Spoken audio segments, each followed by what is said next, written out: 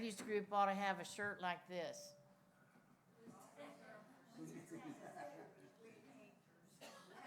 Queenagers, yeah. Okay. We are going to sing a fun song. We love this song. We're going to sing all the verses. We're just singing the one song, though. 715. 715.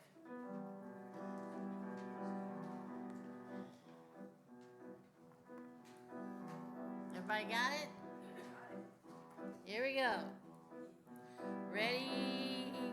He is Jehovah, God of creation. He is Jehovah, Lord God Almighty, the balm of Gilead, the rock of ages. He is Jehovah, the God that healeth thee. Sing hallelujah, sing hallelujah, sing hallelujah, sing hallelujah. He is Jehovah, Lord God Almighty. He is Jehovah, the God that healeth thee. He is the great I am, the God of Abraham, Jehovah Shalom, the God of peace I am, the God of Israel, the everlasting one. He is Jehovah, the God that healeth thee. Sing hallelujah, sing hallelujah, sing hallelujah, sing hallelujah. He is Jehovah, Lord God Almighty. He is Jehovah, the God that healeth thee. We have a special ending on this, don't forget. He's your provider, Jehovah Jireh, God of salvation, God of Messiah, the Son he sent to you and testified of him. He is Jehovah, the God that healeth thee. Sing hallelujah, sing hallelujah, sing hallelujah, sing hallelujah. He is Jehovah, Lord God Almighty. He is Jehovah, the God that healeth thee. Hey! All right. Thank you.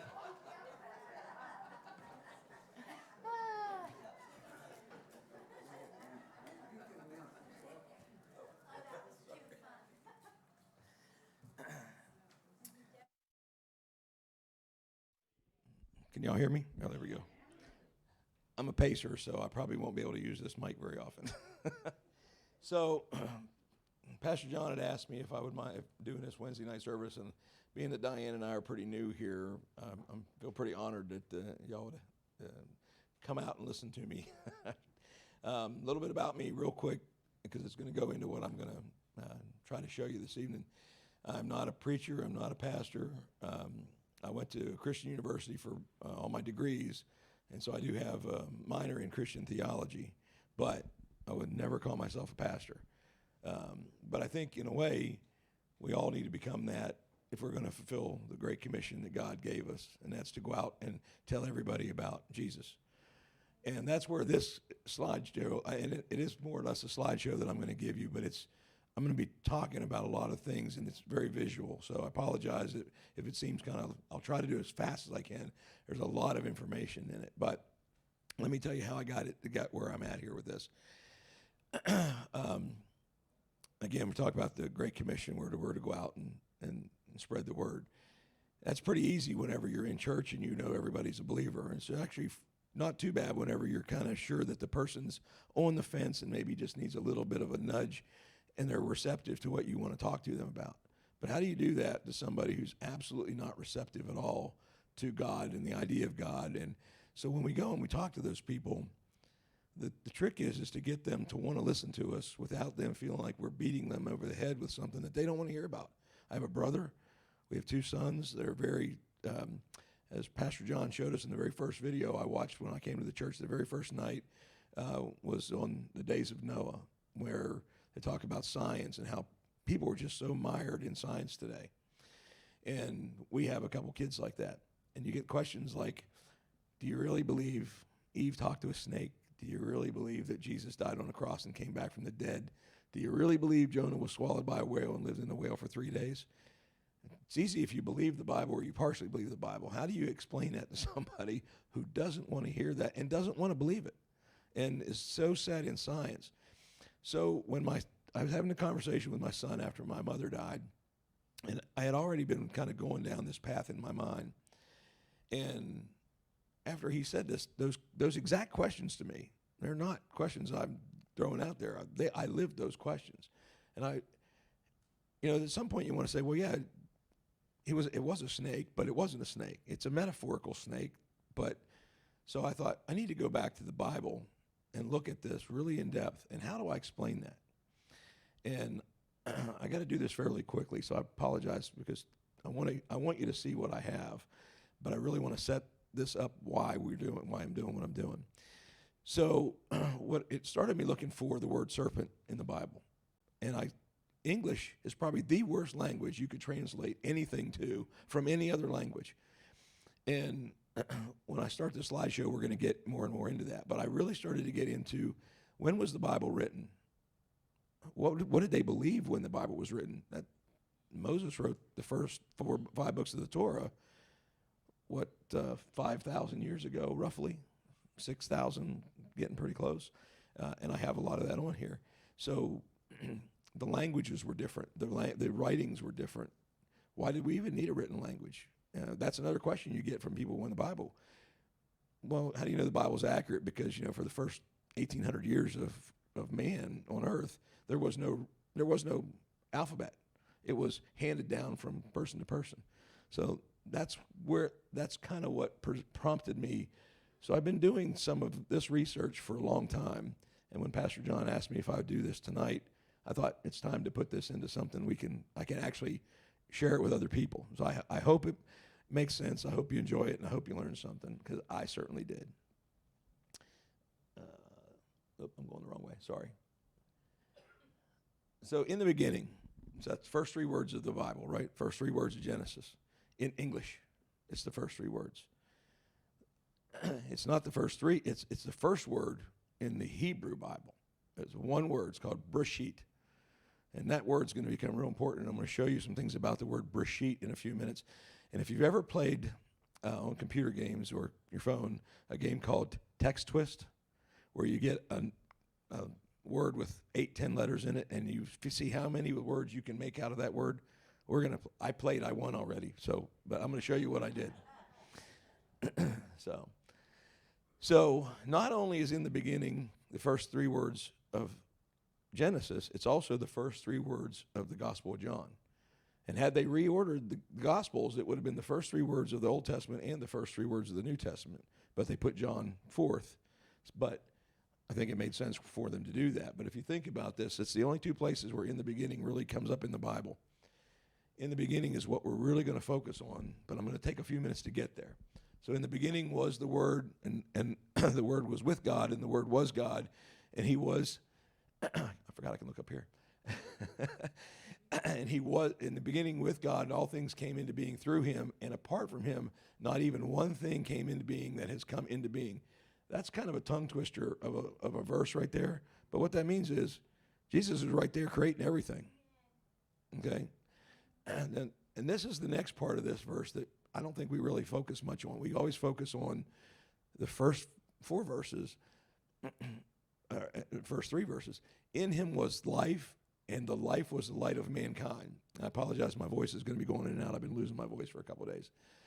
But this is the one that gets me. And the light shines in the darkness, and the darkness did not grasp it. How can darkness not grasp something? Well, because everything that's not Jesus is darkness. Okay? So, I told you I'm going back to Hebrew.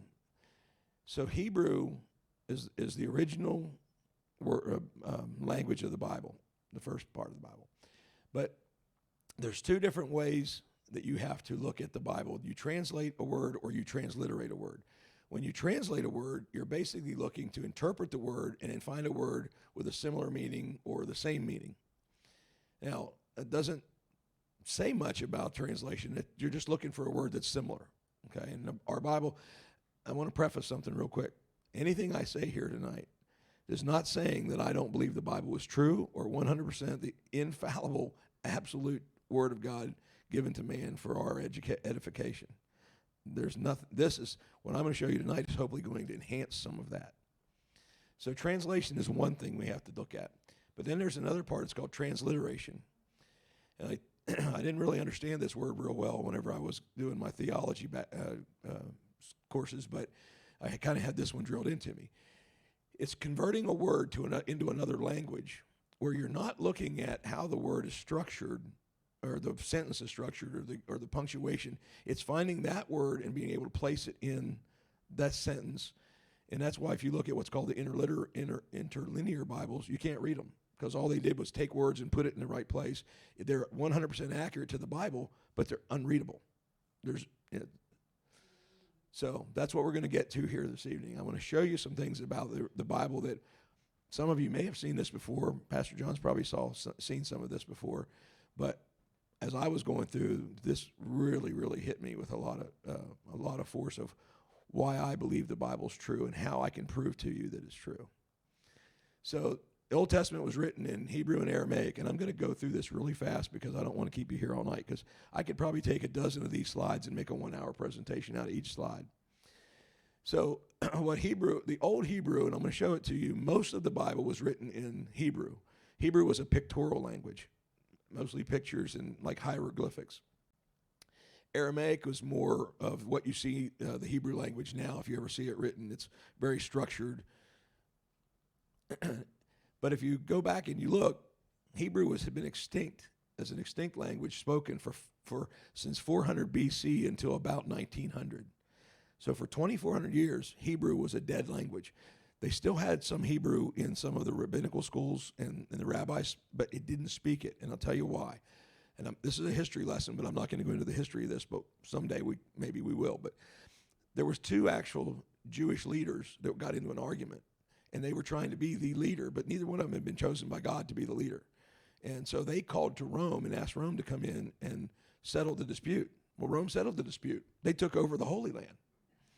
They didn't leave either one of these guys be the leader. But what Rome did was they would let you keep your gods. They would not let you keep your language. Because the Romans were like the United States is today. Their language was the language of commerce. You had to move things through their language so that everybody could make the money and do the things they needed to do, move the armies, things like that. So when Jesus came on the scene, what were they studying? They weren't studying the Torah scrolls in Hebrew anymore. They were studying what's called the Septuagint. And those were the Greek scrolls that were written as copies of the original Hebrew. By Jewish tradition, if you took a Jewish Hebrew scroll, when they wrote it, they were literally, this was lambskin, stones, whatever they were writing on, and they would write word for word for word for word. Everything had to be exactly right, and I'm going to show you why. But if they dropped one drop of ink on this thing, they had to throw it all away and start over. That got to be an expensive, lengthy process. So that's why we know that their scrolls were accurate. Dead Sea Scrolls, when they found those in 1947, started proving that was true. Also, one of the things you lose in translation is from Greek to Hebrew to Greek, they lost a little bit of the nuances of the language, which is this. So if you look at what I've got up here, it says, "May the Lord bless you and keep you." Now, we read that left to right. Jewish people or Hebrews read that right to left. And the very first letter there that real small letter on the right, I don't know if the pointer works here, but that's called a yud, and we're going to talk about that letter because it's extremely important. But if you look and see, the letters are just the letters. And you see that little hammer-looking thing that looks like a T, and then you see all the little dots. They're called jots and tittles. And every jot and every tittle changes the meaning of a letter. And in Hebrew, just like Greek and Roman letters, it was a picture of the word of the letter with a name of the letter. It actually had its own name, and it had, like we say A, it's an A. Well, there's the first letter, and I'll show you. It's called the Aleph. It's 5 letters to make the sound of the Aleph, which is a silent word. So you can't really see this very well, but what I want you to see on this slide is when Hebrew kind of came into existence. The first pictogram language is this far one on the left, and I'll show you but I want you to see the date 1859 BC. That's when they dated the first language written alphabet to. Now that's just right after the flood. So if you look at this, you see where it says pictograms. Now, if you watch a History Channel, you see them talk about the Egyptian hieroglyphics. There is no such thing. They were Hebrew hieroglyphics that the Egyptians took, and then they added to. They just added their pictures to it to make the Egyptian language. Hebrew is the oldest known and the first alphabet. So if you look, you kind of see the sign of the cow there. That's the Aleph. Sounds like a K for cattle. And then over here, it's the phonograms. Now, the language that Moses wrote in was this language here, where it says on the phonograms, the next to the right, that's the pictogram language of Hebrew. And then this gives us up to modern. Now, I don't want to spend a lot of time on this slide, but basically the second column there is what's called Aramaic. There were a few verses in, I think, a chapter that was written in Aramaic, but most of the Bible was written originally in the Hebrew. This is just a letter chart. The only thing I want to show you on this real quick is if you look at the top line where it says A under Latin, if you can see that, I hope you can. It says Latin. Now those are Latin letters. That column doesn't mean anything to us. But if you look at the next column, it says Aleph, Bet, Gimel. And then there's the Hebrew picture language right next to that, and then the Aramaic. Now, this is what's important here. The Aleph is the word for the letter. The number 1 is the number for the letter. The word ox is the meaning of the letter. Now, when I say ox, you put a dot or tittle on that thing, and it can be a whole lot of different things. So the language is very, very, you can turn a letter sideways, and it means something else. You can turn it upside down, it means something else. But I want you to see the Aleph in the word column, and then go over to the Greek on the alpha. Now, I never thought about this too much and really started doing this presentation. Aleph and Bet is the first 2 letters in the Hebrew alphabet. Greek is a copy, a form of Hebrew. They just took it and moved it over to Greek. So there's a lot of similarities in the language.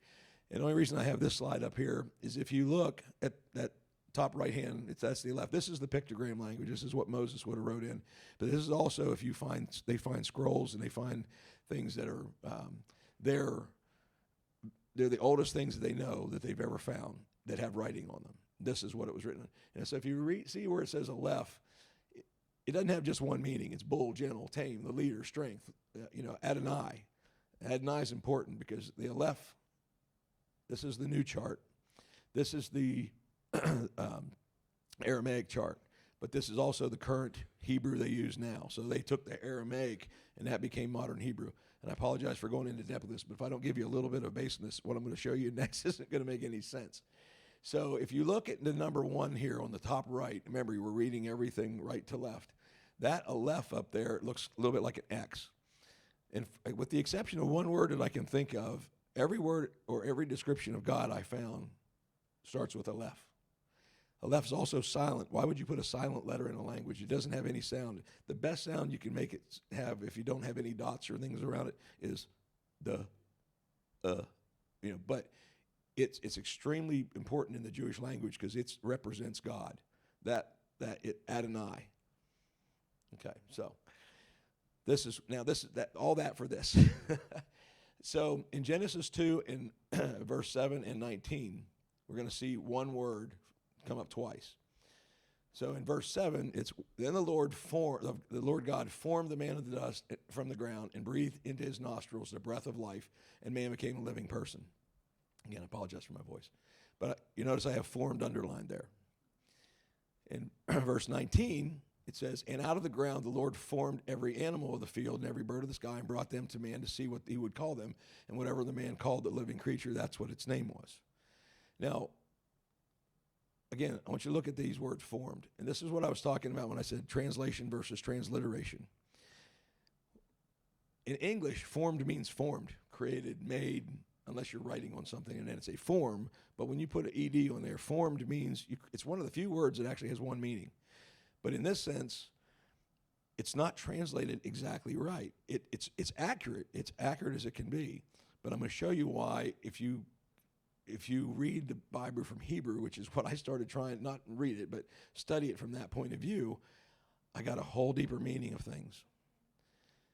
So God spoke the world into existence, but he didn't speak man into the existence, right? He formed man by picking up the ground, the dust, the dirt. I mean, literally probably got down on his hands and knees and started playing with the dirt and forming us into what we are now. That's not just we weren't just clay models. We were an image of God. We were created in his image. So to some extent, I'm sure we look like what God looks like, at least in form. Now, it also said he breathed life into man. I looked all over the internet for pictures of God breathing life into man, and this is the only one I came up with that I thought had any. I call this the first CPR. But you also see those little bubbles at the side. There's a story behind those you'll see in a minute. So remember I said the Yod, and we're not going to get into these letters too deep. I want you to understand how meaningful everything they wrote in the Hebrew Bible was that was very difficult for English speakers or English writers to translate, especially when it was translated in the Old King James, because that was, 1500? I mean, that language was still dead. So the Yod in Hebrew, it's shaped like this, but it means hand. It can also mean arm, but for the most part it means hand, usually closed fist, but a hand. Now, this is where it gets important. So this is Genesis 2:7 and 2:19 again. Remember I said the word formed. What I want you to notice here is the Yod. We're going to get into the letter to the right of that also. But I want you to see that on the Yod in Hebrew, it's two Yods. It's two hands. When he talks about the animals, it's one hand. And this is the best picture I could find, even though I know we couldn't have a picture of God, but we think that looks more like Moses. But it's got him with his hand up. Now, I don't know. I know he formed man, I believe, based on what I saw in that from the Hebrew translation there, that God formed us with two hands. That's personal. He made us very personal. I don't know if he picked up the dirt with one hand, made a golf ball and threw it, and a bird flew out. I don't know what he did with animals, but he did it with one hand. And that shows you he did it with one hand. Now, I'm going to ask if y'all think God has a sense of humor, because if you don't, I'll skip these next two. But I actually put this in thinking it was going to be funny. And then as I put it in, I realized these have a deep meaning. So I told you I couldn't find pictures online to put in here to make a good slide. And it says, do you smell Tic Tacs? And I just thought it was kind of cute and funny. And then the more I thought about it, I thought, wait a minute. Wouldn't God's breathing into us be the best smell you ever smelled?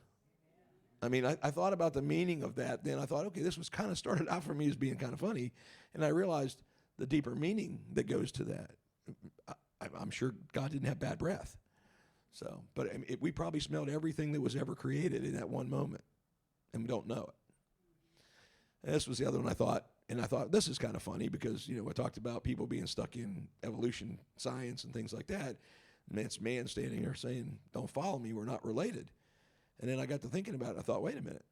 The significance of that is we're not related. God created us with two hands, and he created them with one. Now, I'm jumping a little quick here, and this is all going to tie together here in just a few minutes. This is the timeline of the patriarchs. When you read the Bible and you read the Old Testament, I don't know how many of y'all have glossed over, but I've glossed over many times trying to read the who begot who. But this was something I came across and I was absolutely fascinated by, and it's going to be really telling in just a minute. If you look at Adam, now it says 4,000 years, and Pastor John can answer this question better than I can, but I don't know if creation, when we started counting time, is Adam and Eve from the day Adam was created, or is it the day of the fall? We don't know how long Adam and Eve were together in the garden with God before the fall. So I'm looking at these dates and I'm thinking, and again, this is just my thoughts. It's not even an opinion. Adam was 130 years old when Seth was born. Why was Seth even born? Okay, because Cain killed Abel, right? And there's some meanings in all these names, just like I showed you with that the word formed. There's meanings behind every name. And that's one of the things I want to show you here real quickly. But the other thing I wanted you to understand is, remember I said people say that the Bible couldn't be real. It couldn't be accurate because it was wasn't a written language. It was passed from people to people to people to people. And if you put 20 people in a line and you whisper a secret, and by the time it gets to the 20th person, it's a different secret, right? Well, Noah is the only one of the first 10 patriarchs that was not alive with Adam. Look at the date. Look at this. Seth came along when Adam was 130 years. Now, that means that we don't know how old Adam was when Cain and Abel were born. But we know, looking at those others, if you talk to Lamech, who was Noah's father, Lamech had a question. He could go right to Adam. He could go right to Methuselah. There was no need for a written language. There was no need for written down histories. They were living history. So it kind of dawned on me when I started doing this that, well, no wonder it took them a long time to create a language. They didn't need it. So I'm going to jump back here. There we go. So this goes all the way to Abraham. But the first 10 patriarchs, all but Noah, were alive at the same time. Lamech, Noah's father, was 56 years old whenever Adam died. Now think about that. He had 56 years to go and ask any question he wanted to of the man who lived it. He didn't have to go read a book and find a history book. So now this is a same chart, doesn't have any ages of when they were, how old they were when they had children. But what I want you to see here is from creation, whether that's the fall of man or the creation of man, I don't know. But from that point until the flood was 1,656 years. So it took humans 1,656 years to screw up bad enough for God to want to destroy the earth and get rid of mankind and start over. And then if you look, it's 101 years until the Tower of Babel. So it took them over 1,500 years to screw up the first time. It took us less than 100 years, right at 100 years to screw up the second time. And so, but what's important here about this is I want you to look at how long people started living. Now, what did God say after the flood? Time of man will be 120 years. Well, Moses was the first guy who reached that. He was the first man who reached 120. Everybody else lived longer. But as you see, they start living shorter and shorter and shorter times. So what did that mean? The walk up to somebody to get the history lesson didn't exist much anymore. Now, I want to go back and say something else too. We know that the line from Adam until Abraham, but what about all the other people that lived in the world at the same time? You got to assume they probably all lived a long life also, because Adam and Eve had daughters. They had 3 sons. Everybody else had more children than what we just see. The line from Adam to Christ is all we see. And here I put this line in because this is when they came up with written language. Again, about 100 more years. And that's because people were dying faster and they needed to have a written language so they could capture all this. And that's also why they wanted to be so accurate about it. So that happened in about 1859 BC.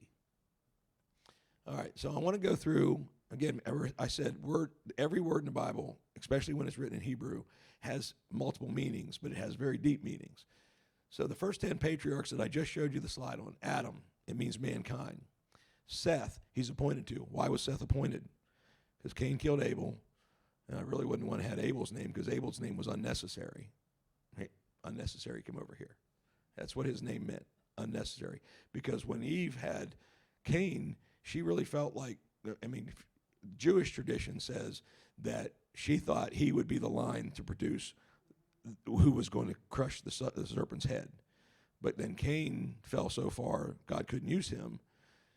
And there's multiple names of Cain, but a lot of his name says about how vain he was. It was a vanity. He was a vain person. Matter of fact, his name actually means, if you read it in English, the translation says, I bought a man from the Lord. But if you read it in Hebrew, it says, I bought a fire from the Lord. So Enos, he's frail and mortal. Canaan, a fixed dwelling place. Mahalalel, and each one of these is the son of the person above them, okay? And it's God who is praised. Jared comes down, descends. Enoch, to instruct or train up. Methuselah, a man sent forth. And Lamech, to be beaten, smitten, and tortured. And Noah, bring a quiet rest. Now, why is that important that we know those translations? Let's read this. It tells you all about Jesus. In the beginning, it tells you all about Jesus. Man is appointed to be feeble, frail, mortal, in a fixed dwelling place by a God who is praised, and comes down to instruct as a man sent forth to be beaten, smitten, tortured, to bring rest and a quiet peace. Who is that? I get chills just saying that. That's Jesus. And he's right there in Genesis. Now, if you look at Genesis, you look at all the Bible up until the New Testament, Jesus' name doesn't appear anywhere. At the best, we could argue that anytime you see the angel of the Lord is probably Christ in that form, in his spirit form or an angel form. But we don't see Jesus anywhere else in the Bible other than where scholarly people will find him in different verses, and you say, oh, that's kind of alluding to Jesus, and I'm going to show you some of that too.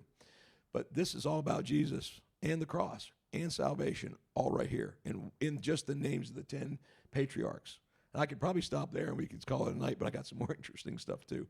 And Diane will tell you, I started out for 3 days, I was doing something totally different. And I really decided I was going to do this because it was just working on me. And every morning, God's giving me more and more and more to put in here. So it's become a very big presentation.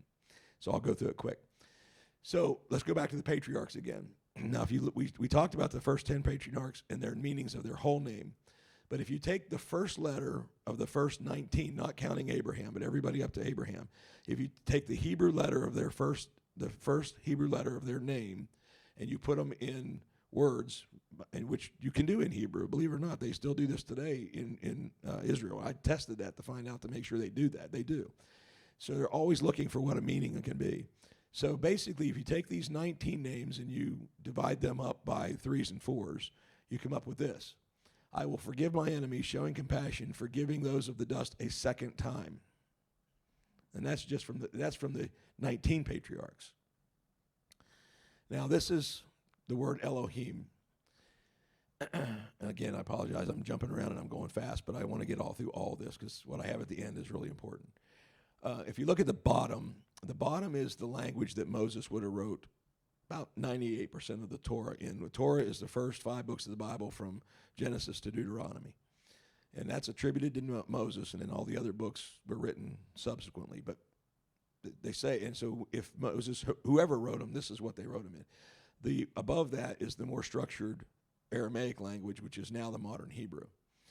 And we talked about the Aleph, that's that X. And pretty much every time anything in Hebrew is referring to God, it begins with the letter Aleph.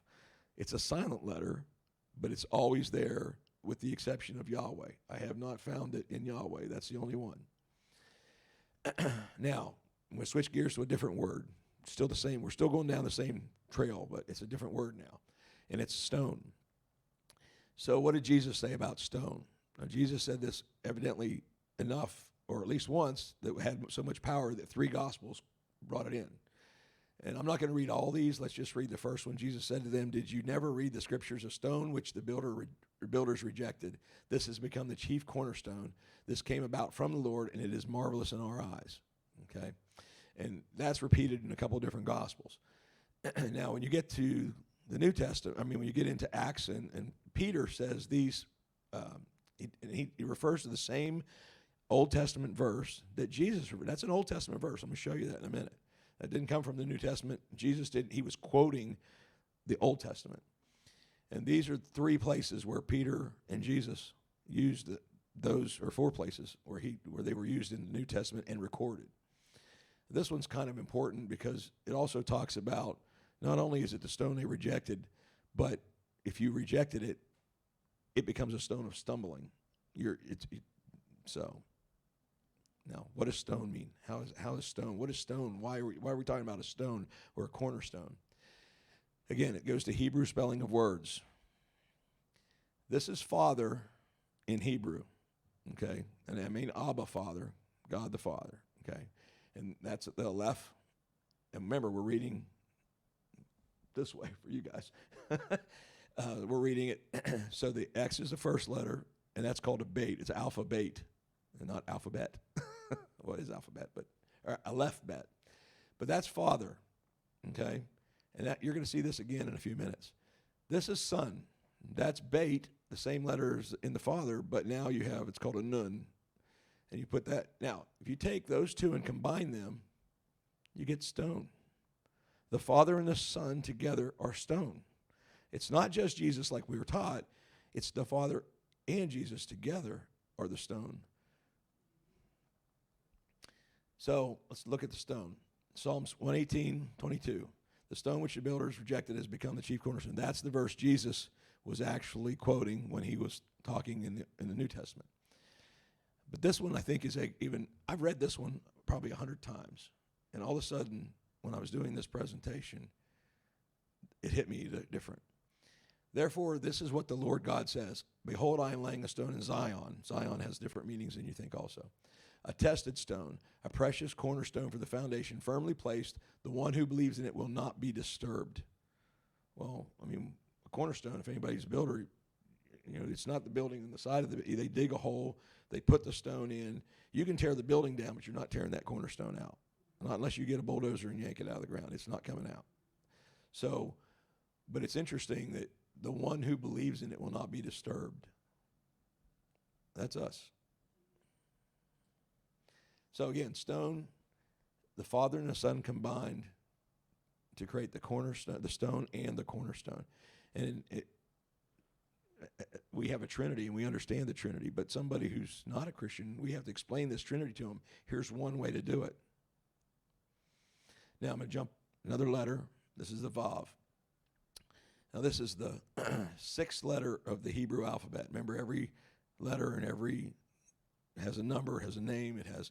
You can take, and I'm going to show you how you do it. You can take one word in Hebrew that has multiple letters in it, and that letter that can become a sentence because of the way it's structured, because of the way those letters are. So this has got a numeral. It's the sixth letter. It's got a numeral value of 6. It means nail, peg, hook, joining together, making secure, binding it together. Kind of, you'd think it would, and actually, it was the first letter informed. If you go back, and I'll show you that in a minute, but it was the first letter informed before the Yuds. Man was created on the 6th day. So where the Aleph for Hebrews, or for that means God, or it refers to Adonai, God. The 6th letter refers to man. It represents man in a lot of ways. So I'm going to show. So again, if you look, there's the same word we talked about, formed, a while ago, and you have man is being formed with 2 hands. Man, and it doesn't mean man completely all the time, but in that sense, it probably means man was formed with 2 hands. Now, this is the same letter, the Vav, as it. If you look at the top up here, you see 2. You see 2 Vavs in the top. These are the generations of the heavens and the earth when they were created. And in Genesis 5, which is after the fall, the first one's before the fall, the second one's after the fall, Genesis 5, this is the book of the generations of Adam in the days that God created man.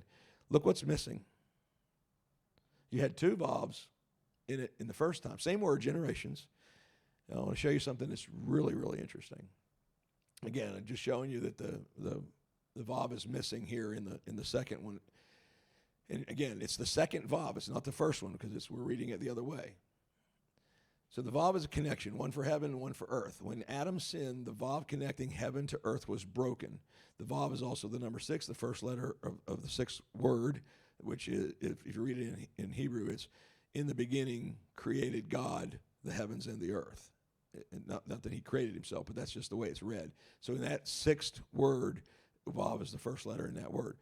But here's the interesting thing. If you look at Ruth, Ruth's pretty far down the Old Testament, right? That's a lot of chapters back. Between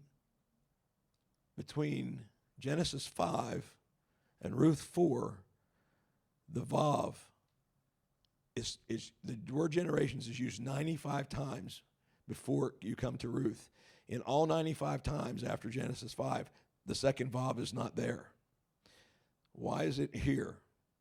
Because this is the first time where they're talking about the line of David. Christ comes from the line of David. That's going to create the new connection for man. Now, we can go through this fast now because we're finally where I was trying to get us. This is the word Breshit. Now, Breshit, remember I said it's one word, right? But it is, in Hebrew, in the beginning. It is the three words, in the beginning. So it's Genesis 1:1. It's the very first three words of our Bible, but the first word of the Hebrew Bible.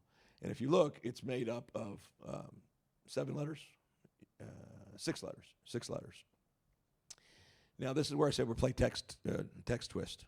And we're going to play around with some letters, but we're going to play with these letters, okay? Now, remember I said there's dots and tittles in all the different words. We're not doing that because to get these exactly accurate, you'd have to have all the little dots, but let's just focus on the letters.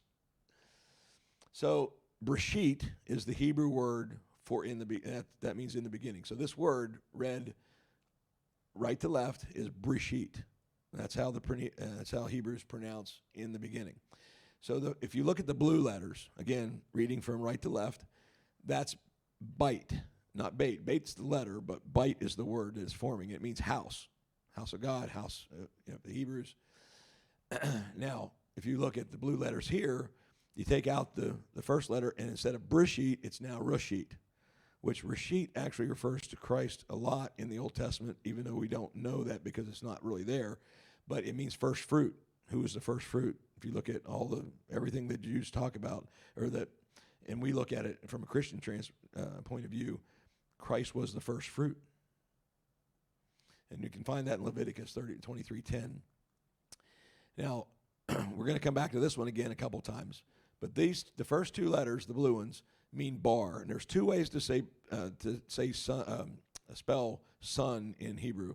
You can spell it bar, or you can say ben, like David Ben Gurion, but bar also means son. And I verified that because I wasn't sure. I was like, is that right? It's right. It also means grain of the first fruit. So not just is he the first fruit, it's the grain of the first fruit. Okay, and if you put the aleph in there with that, it becomes bara, to create. Now, this means rosh. It means head or king. And again, I'm going to go through these kind of quick. I couldn't find a good king picture, so this one kind of looks like he's a little drunk, but we like the picture, so we put him on there. If you take and you do the same, now let's look at this. Now, this is just the 3 letters, right? If you put the yod, which is the one I said is hand, anytime you see that in some context of Hebrew, it means my head, my hand, my creation. So not only is it God, it's hands, he's saying this is mine. Okay, so it's my head. These 3 letters are thorns.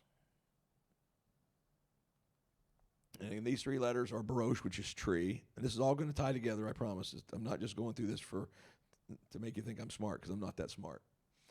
But if you look in 2 Kings, you find this same spelling for tree to verify it. And so if you put the yod against that again, it's my tree. Now, what we're going to do now is, if you take the same word, now drop off the last letter, and now you have 5 letters, right? Don't think about that one that looks like fire there on the be your left. That's basically the aleph, which is a silent letter representing God, okay? The aleph represents God hung in the middle of the tree, because that's the word tree, but now you got God in the middle of the tree, okay? That letter is extremely important. So it's the Son of God. Now take all those words we just did text twist together. I'm going to say what they mean. The Son of God, upon his head a crown of thorns hung in the middle of the tree. Again, we have Christ all over the Old Testament. We just don't know how to find him there. Now, we're going to go back to doing this. We're playing text twist again. This is the word Breshit again, but now we're just talking about these 2 letters. That means gift, cha.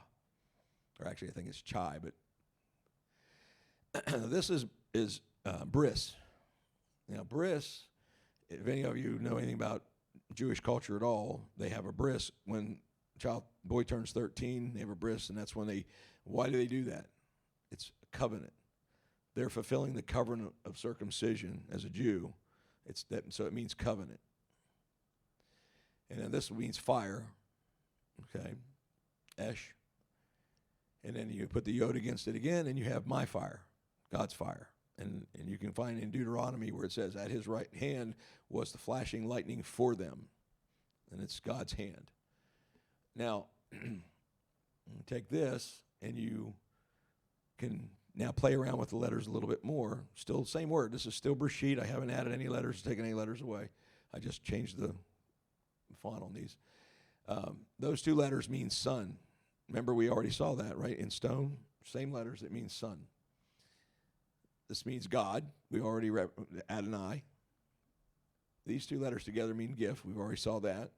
Now, this letter by itself has a lot of different meanings, but one of its meanings can be salvation. So, this is the Son of God bringing the gift of salvation. Again, in the beginning. Everything I'm telling you for now is only in the first word of the Bible in Hebrew, in the first three words we have. This all comes from one little section. Think about the rest of the Bible. Okay, and you can do the same thing, play around with this a little bit more. We got son and we have gift. And you can also, if you don't want to say about God in this, the Son is the one that gives the gift. He gave it willingly. So you take all those things we just talked about, put all that together from the very beginning of Bereshit to where we just got.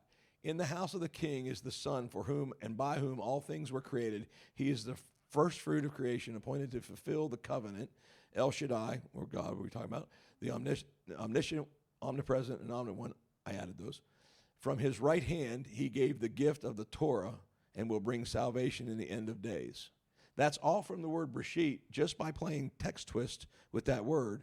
Now, should you do that? I checked, and that's how the Hebrew language is built to be used. They use it for multiple things, so they'll take the same word, and they do this. It's not something it just randomly was done here. This is actual way they do, and it's an acceptable way to do it, but you got to know Hebrew to do it. So So let that sink in a minute. I mean, really, think about this. The first three words of our Bible, or the first word of the Hebrew Bible, has Jesus and God together in it all through that word, just in the word, that one word. Okay, so I want you to look at this word. This is David. Now, remember, we talked about David. Christ came through the line of David. Nothing's by accident here. So these letters here, it's a Delet. A Delet is what looks like a 7. That's called a Delet. And then that's a Vav, the one we talked about that means man. Okay, so the Delet, the 7, is actually the numeral 4. Remember we said man was 6. So you got 4 plus 6 plus 4 equals 14. Why is that important? So if you look at Adam to David, how many generations were there? There were 14. If you look at David to Christ, there were 14 generations. Now, that was the presentation on that. So what I'm going to talk to you about now is just some things that kind of hit me as I was doing all this. Now, what I'm going to show the next slide is when I was in school, like I said, I went to a Christian university. So every class started with the professors coming in and doing a devotional. Every class, even though we were doing business stuff, we still and even our business stuff we had to do it as a Christian. It had to be Christian based. So we had my economics professor. I can't remember his name, but he came in and he asked us this question. Now of course I'm a lot younger than I am now, so everybody has different priorities at different times in their life. But during this, he asked us this question. He said, "What are your top priorities in order of importance?" And pretty much to a person, everybody said God, family, and work. Now, once we get a little older, work becomes whatever your passion is, right? So I'm going to guess and say if I said, is that correct? Everybody would probably raise their hand and say, yeah, those are my priorities. Now, here's the question he asked us that really took me off guard. Think about time spent. How much time do you spend with work? How much time do you spend with God? How much time do you spend with family? We have priorities usually in reverse. When we're working, we spend more time at work, less time with our family, and a whole lot less time with God. Some people barely spend Sundays with God. Some people barely spend a church service with God. So it's just something to think about, but it stuck with me all these years. Any of y'all ever heard of the Hitchhiker's Guide to the Galaxy? It's kind of an old show from Britain, but the joke about it is I've never seen it. I know a lot of people have, but there's a question you hear all the time. This show came up with a question, and this is the question: what is the ultimate question of life, the universe, and everything? Okay, now this is interesting because this hit me at 4 o'clock this morning from a dead sleep, and I put it on this slideshow. The answer they give in the movie is 42. Now, when I heard that when I was younger, I thought, oh, that's just somebody being silly. They come up with the number 42. There's actually a scientific reason. So anything in Hollywood, you got to assume they're doing it for a reason. So when the movie of this came out, 42, and I thought about it, I thought, well, 42, but it dawned on me last night when I was laying in, or this morning when I woke up, I was like, wait a minute. And don't ask me where this came from. It had to be God give this to me. 42 is what? If you look at the Dalet, that means 4, right? If you look at the 2, that's our bait. That's what does that spell? I don't know if any of you remember. We're going to show you. But if you read it in English, it's 42, right? So you read the Dalet first and the bait second. Read it in Hebrew. Hollywood got that right, but they got it wrong. They got it backwards. The Dalet's first. It's 24. Is that important? It will be in a second. Remember I showed you this slide? It says bar the sun. See those letters? That's 24. So the answer to everything, the universe and everything, is not 42. It's 24. It's the Son. God, our Son. Jesus, our Savior.